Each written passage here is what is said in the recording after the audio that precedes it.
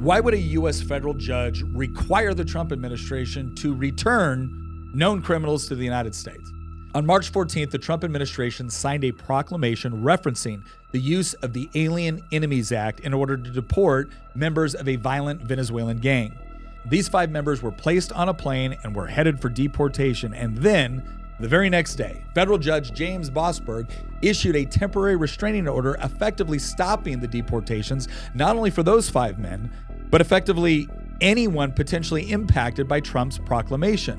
But why? I mean, is there any question that we do have something of an illegal immigration problem here in the United States?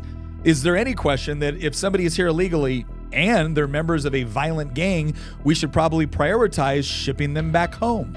I mean, I don't know if you remember the stories out of Colorado about a certain violent Venezuelan gang taking over apartments. You know, that was the one where we were told that it wasn't happening, and then a video came out that showed that, yeah, it was happening. And then finally the local politicians had to admit that, okay, yeah, it kind of did happen. Yeah, guess what? Tren de Aragua, the same gang affiliated with the members being deported. So here's my question. If the executive branch is in fact responsible for faithfully executing the responsibilities which fall under federal jurisdiction, and if immigration and federal law enforcement does fall under federal jurisdiction, then what gives? Why can't the president deport dangerous people in the country illegally? Well, 5 of the men being deported were clients of the American Civil Liberties Union. They argued that their clients had been unjustly targeted for deportation and denied due process. And the judge appears to have agreed. More specifically, the judge ruled that the Trump's attempt to use the Alien Enemies Act did not apply because there's no declared war with Venezuela. Because according to the judge, under 50 U.S. Code 2124, the act only applies when war has been declared.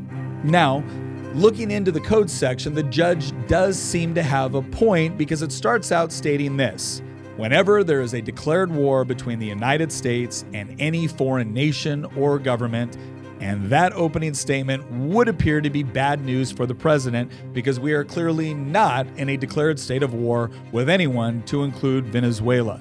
But that's not all the code says.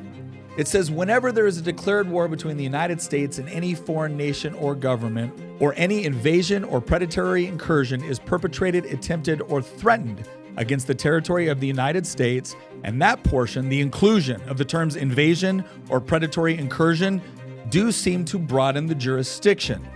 But there's one rub, right? It goes on to say that when such invasions or predatory incursions are by, quote, any foreign nation or government. So that's the part where there's a little bit of trouble here. One could make an argument that the activities of this gang do not fall under the jurisdiction of a particular nation or government.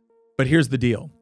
The Alien Enemies Act was written in 1798, and it was anticipated to be used in conjunction with wartime. There was another act called the Alien Friends Act, which applied more broadly to people deemed a threat to public safety, but that expired in 1800. Now, here's what we know.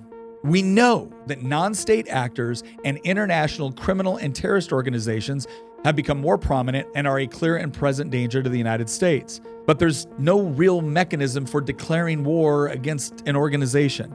The closest we can get is declaring such organizations to be terrorist groups. So here's my question. If the federal government does cover immigration, if the federal government does cover foreign policy and national defense, if the federal government has determined this to be a violent threat to our citizens, why wouldn't the judge give a little bit of deference to the Trump administration? Now, it could be out of a genuine deference to judicial originalism, a strict adherence to the judicial philosophy of great jurists like Antonin Scalia or Clarence Thomas. Or is it something else?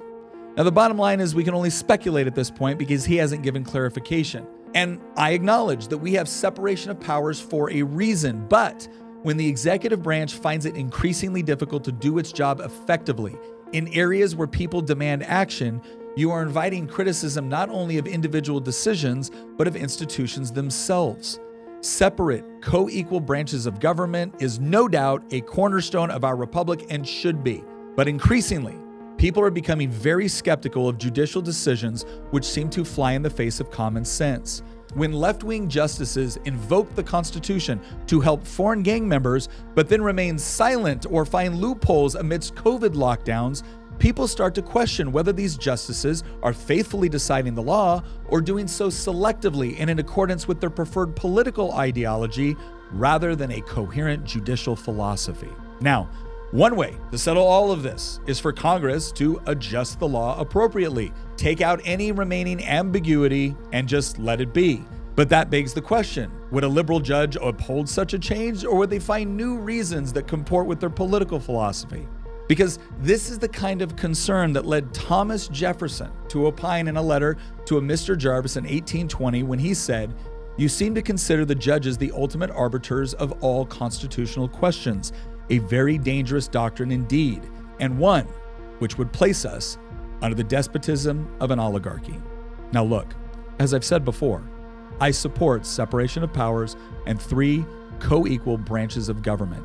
But people are starting to become very, very skeptical of liberal, activist judges who are quick to use the Constitution when it comes to protecting people in this country illegally, while ignoring it when it comes to protecting our own citizens.